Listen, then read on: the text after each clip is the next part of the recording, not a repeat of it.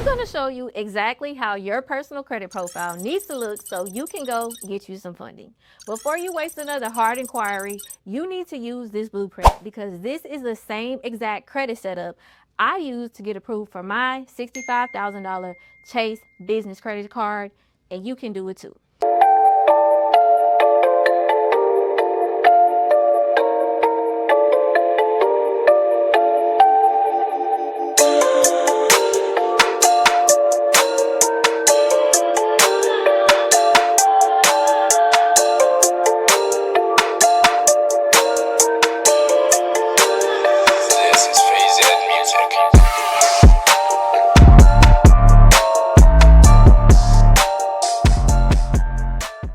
All right, there will be two parts to this video. This one is going to be about your personal credit profile and how it needs to look. And then the second one is going to be about how your business profile needs to look so that you can get some funding. So make sure you watch this video to the end, because if you miss the slightest thing, you can mess up your funding approvals. I know everybody is excited about getting funded for your business, but you cannot skip any steps. And I'm going to tell you exactly what you need to be looking out for. So if you're ready to take notes and get started, comment "I'm ready," because we're going to get things rolling. When you're building up your credit profile to get funding, the number one thing we always have to remember is the credit repair part. This is very important. Now, let's say you're looking at your credit card account, and I know a lot of people use Credit Karma because it's free to use. And you see the box that says derogatory marks. When you see that box that says derogatory marks, if you have anything above the number 0, you need credit repair. It's that simple. You cannot say, "Rose, look at my credit. Can I apply for this? Can I apply for that?" Because banks don't want to give you money if they see that you owe people money. Banks look at lending like if you were to lend your cousin some money. If their track record with your family isn't good, most likely you're not going to give them a loan. This credit game cannot be looked at as anything other than that. If the banks see you owing money, they don't want to give you money. So the first thing we're going to talk about is collections. Collections are known to be with third-party companies. So that's going to be these companies that you don't know, but the debt has been sold off to them from whoever you originally owed. You want to get disputing with these ASAP. So collections is third-party accounts, okay? You need to get disputing with these, and you need to get these off ASAP. If you don't know how to dispute collections, don't worry. Just click the link below. I have a credit repair course. You can take my credit repair course and you can clean this stuff off your credit yourself. I'll teach you live on Zoom how to fix your credit by pulling your credit report one-on-one and helping you remove these collections accounts. So if you're interested in getting my one-on-one help, just come in class. Then the next one is going to be charge-offs. These are going to be the original creditor. All original creditor means the original person that you owed. That's going to be like your Santander's, your credit card that was with Bank of America that closed and went into collection. They're the person that you did business with, that you signed a contract with, that you defaulted and you did not pay them back. So they put it on your credit report as a charge-off. So you need to get that handled, because if a bank sees that you have a charge-off with Bank of America, they're not going to want to give you money, because if you owe Bank of America, you're going to owe them too. So you need to dispute any charge-off account that's with the original creditor off of your credit report. And you do not want to skip this step. If you have skipped disputing any charge-offs, that's why you keep getting denied. That's why you're not getting the approvals that you want. So if you have charge-offs on your credit report that you need to be removed, comment the word charge-offs. Let me know in the comments so we can get started with that process next. So the next one is going to be late payments, okay? This is going to kill your credit profile and business funding opportunities. Any late payments that you have, because if you're late with someone else, potentially you could be late with them. When it comes to late payments, it's only the ones within the last 24 months that actually matter, okay? Those late payments from 2018 do not matter. They're no longer hurting you. When banks are pulling your credit profile, they're only looking at the last 24 months in general. So I don't want you to harbor on the old stuff. If you have a late payment in 2025, you need to get busy, okay? You need to get busy with disputing it because you're not going to get funded with that late payment. If it's over 12 months old, they'll start to consider you more, but 24 months is that sweet spot to ensure that it's been over 24 months. They're not going to hold it against you, so you can move forward with your actual funding process. The final one is going to be inquiries, okay? A few things that I want to note about inquiries. You really don't want to have more than 3 to 4 of these, okay? This was 24 months. Anytime you have more than 3 to 4 inquiries, you look desperate, okay? You look desperate for credit. You look like you're shopping around to see who want to approve you, and banks do not want to see that. So remember, if you have inquiries, you only want to have about 3 to 4 of those. If you have too many inquiries, no worries. Just comment the words inquiries, and I can send you my video on how I teach you how to remove inquiries in 24 hours over the phone.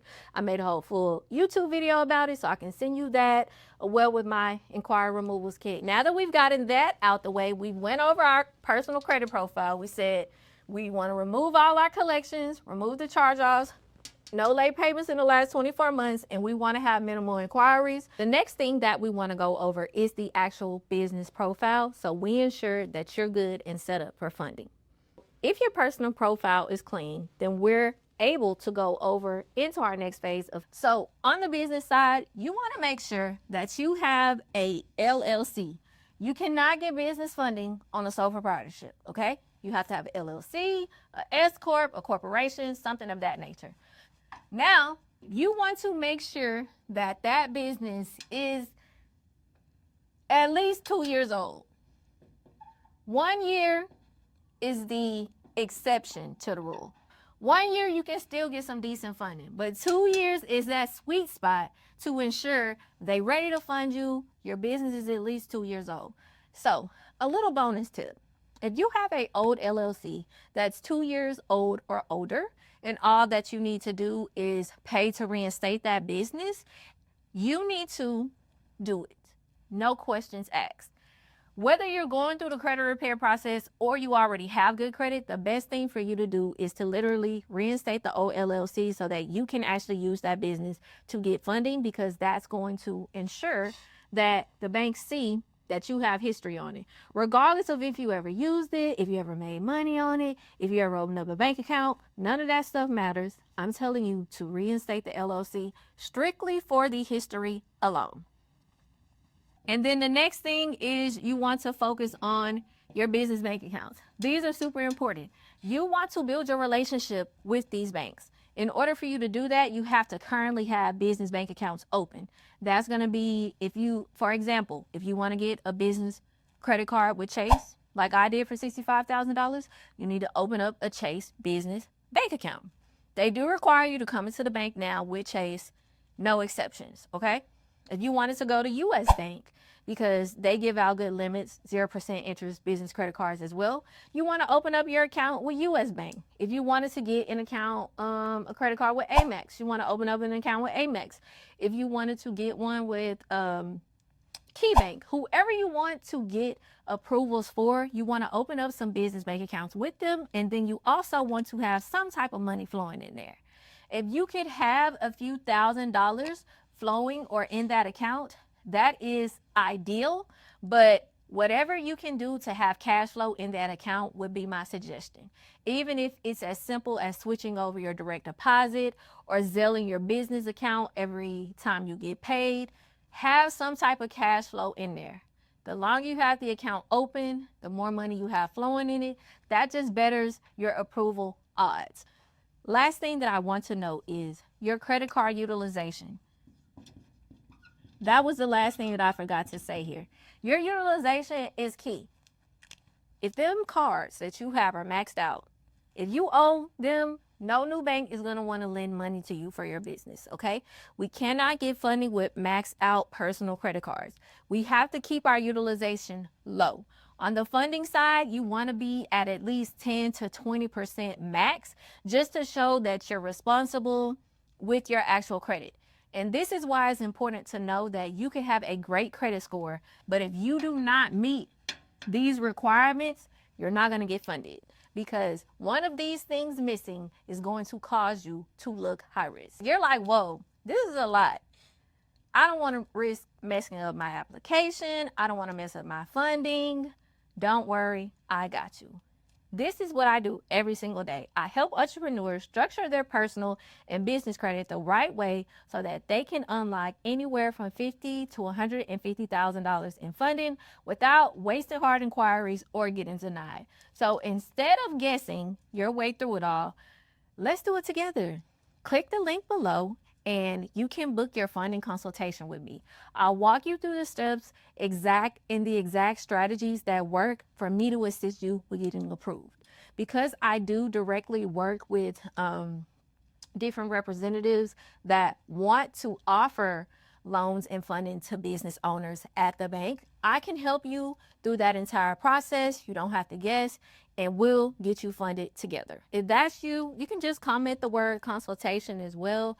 I will drop my consultation link in the chat for you. I gave you guys the blueprint on how your credit profile needs to look for you to be in a position to get funding. Let me know if you made it to the end of this video, and be looking out for a part 2, because I'm going to go over the next steps on other things that you can do as far as what banks you want to get funded with, how you want to apply for everything. So comment I made it below so I know that you made it to the end of this video. I hope that this helped you guys a lot. I wanted to really break down the structure of the personal and business side so y'all know what it really takes to get $250,000 worth of business credit funding, like people are saying online, because it does require a personal guarantee. If you want 250,000, if you want 150,000, you're going to have to do a personal guarantee. So I want to break down what that looks like for you guys. So let me know if you like this video, and if y'all want me to do a part 2, just comment part 2.